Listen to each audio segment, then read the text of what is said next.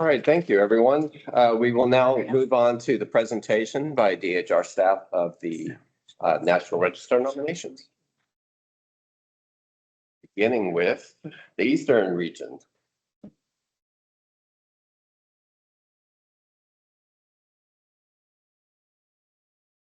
Can y'all hear? And if I get too far away, just signal. I'll move back over.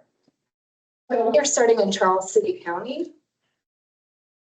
Parish Hill Rosenwald School. Parish Hill Rosenwald School is located on a 0.77 acre parcel on the south side of John Tyler Memorial Highway. The parcel is lightly wooded, although the area immediately around the school is clear.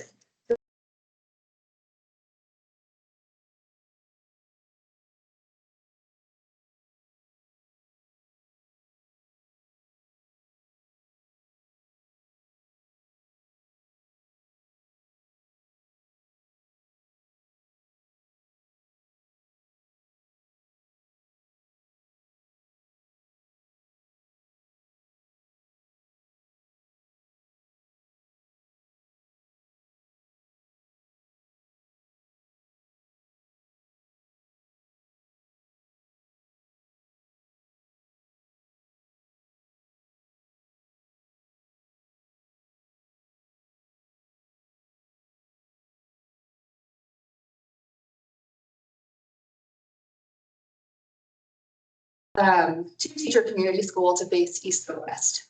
The Parish Hill Rosenwald School operated from 1920 to 1959. When it was closed as part of the county school consolidation plan, it was the last of the county's 6 original schools to close. The school has some minor deviations from the published floor plan number 20 to teacher community school, but deviation was common given local budgets and capacity. The interior contains 2 large classrooms at the west, divided by a partition wall with a single cased opening that connects them. Each classroom is serviced by a cloakroom to the northeast and southeast. The cloakrooms and industrial room in the central projecting wing frame the twin entrance vestibules on the facade. Each classroom has a single entrance to its cloakroom. Only the northern classroom has a cased opening to the industrial room. The Parish Hill Rosenwald School retains the 7 aspects of integrity, location, feeling, association, setting, workmanship, design, and materials. The building has never been moved, and though the design has some deviation from the Rosenwald pattern, it has been little changed in plan or appearance since its construction. Charles City County remains a largely rural county, and the area surrounding the school has changed little from the period of its construction beyond road improvements. Changes in material appear to be limited and include, most notably, new ceiling and roof cladding. The former was added during the school's period of significance. Given the limited replacement of materials, the integrity of workmanship is high, found notably in the interior trim, rafter tails, and exterior trim. Though currently unused, the fact that it has not been altered or converted to new uses give the school a high degree of integrity of association. This nomination was partially funded by DHR's cost share program and was written by consultant Mary Ruffin Henbury. School is significant at the local level under criterion A in the areas of education and ethnic heritage Black, as one of the thousands of schools constructed for African Americans in southern states during the first part of the 20th century, with the support of philanthropist Julius Rosenwald and the Rosenwald Fund, and the expertise of the Tuskegee Institute under Booker T. Washington's leadership. In Virginia, 366 schools and 16 auxiliary buildings were constructed with assistance from the fund between 1917 and 1932, of which an estimated 126 remain. School is also significant at the local level under criterion C for architecture, as the school follows a 2-teacher standard plan developed by architect Samuel L. Smith, director of the Rosenwald Fund. The period of significance, 1920 to 1959, spans the period from the construction of the school until its closure. Any questions?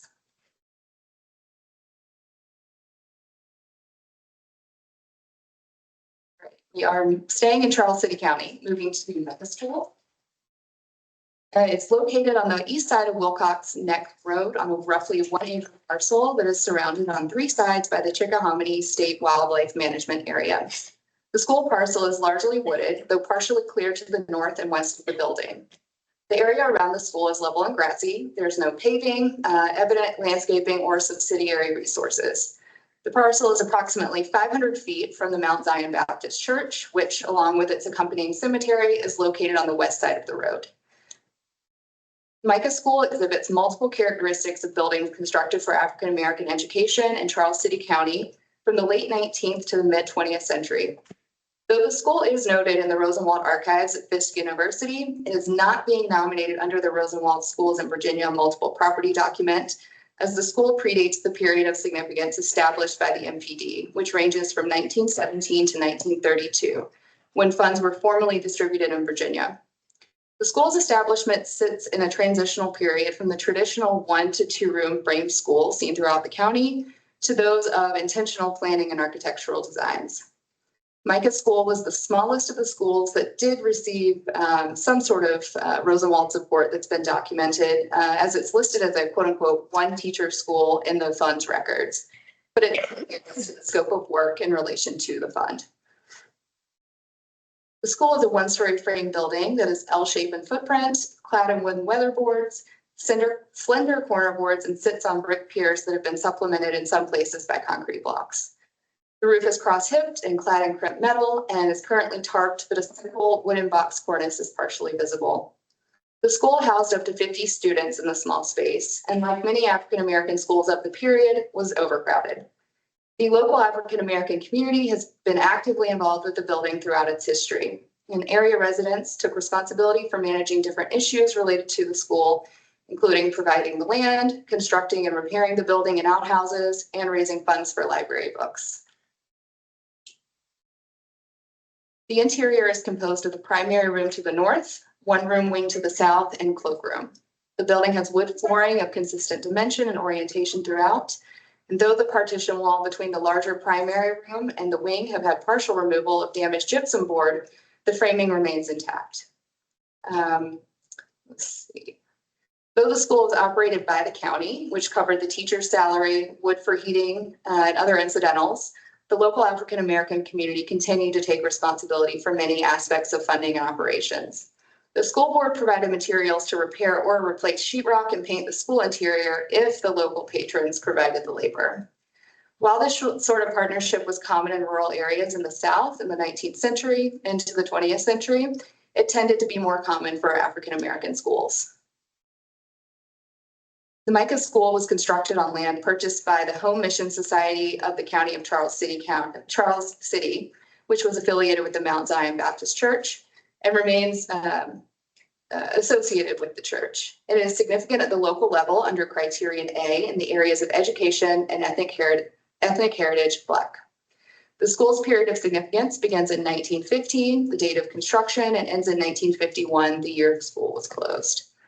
And although criteria consideration A applies as if it's owned by a religious institution, the land was purchased and building constructed for educational purposes, not for religious use.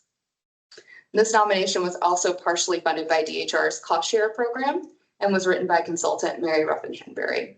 And we have taken board member Shull's comments into consideration, and we are working on clarifying some of the questions received related to the Rosenwald transition and the period of this construction that we aren't sure really about the Rosenwald contribution. So we are working on that, and it will come together.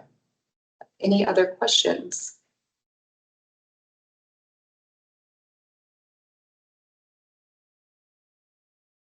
Now moving to Gloucester. This is Union Zion Baptist Church in Polk Cemetery. Union Zion Baptist Church is located within the Ware District of Gloucester County on a 1-acre parcel. Its rural setting is about 3.3 miles from John Clayton Memorial Highway on Ware Neck Road. The original church was established in 1867 and built on the same land where Union Zion Cemetery is located, about 1.4 miles away on Polbridge Lane. After multiple fires, the congregation moved to the current location in order to rebuild the church.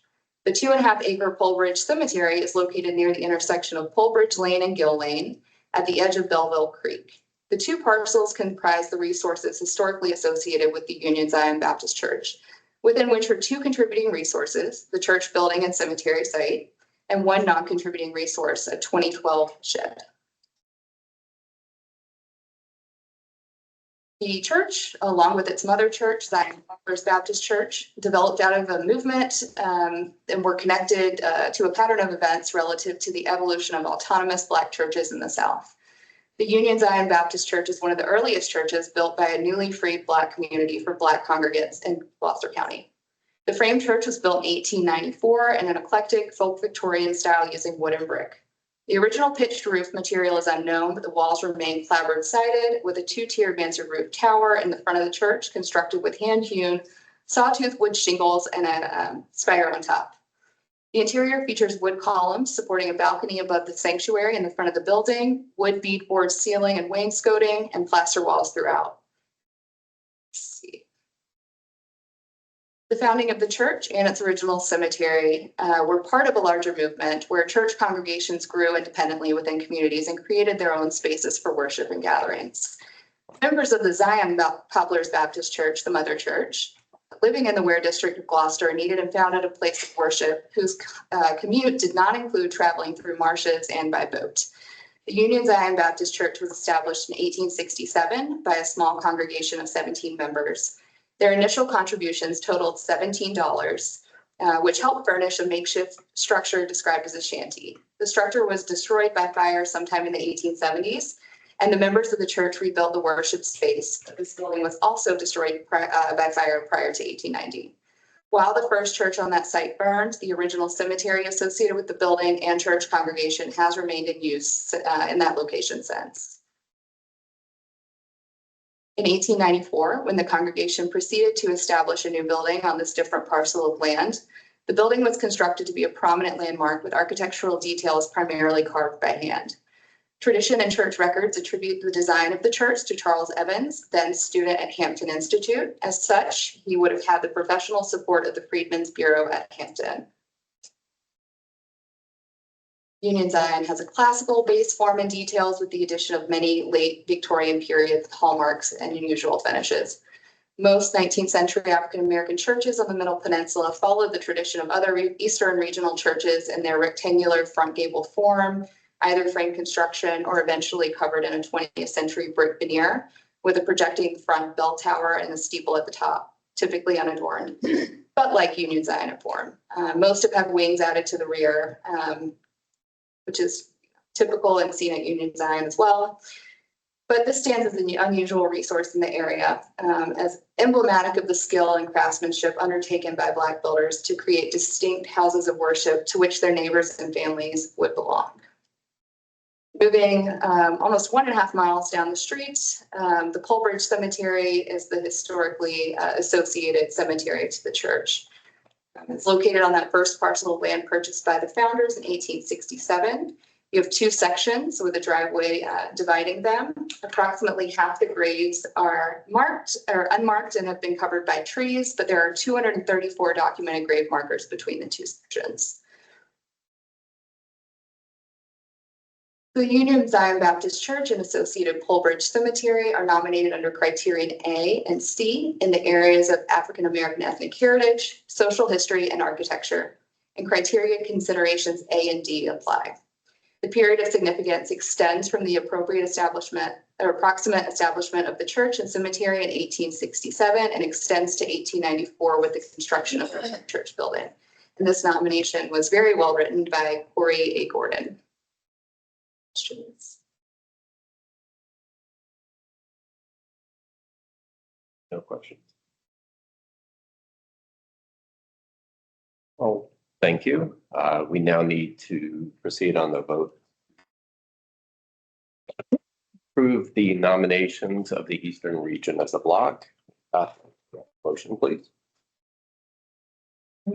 Thank you, Carol. Is there a second? Second. All those in favor, please say aye. Aye.